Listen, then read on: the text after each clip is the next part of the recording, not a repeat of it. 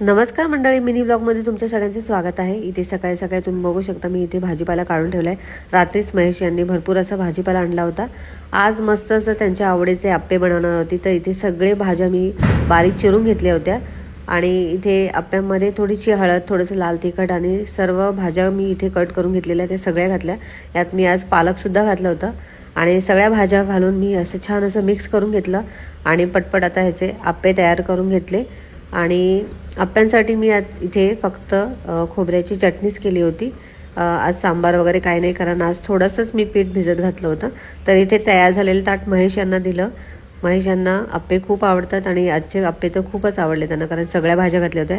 त्याच पिठापासून मी इथे वेदांसाठी पनीर घालून छान असा डोसा बनवला होता।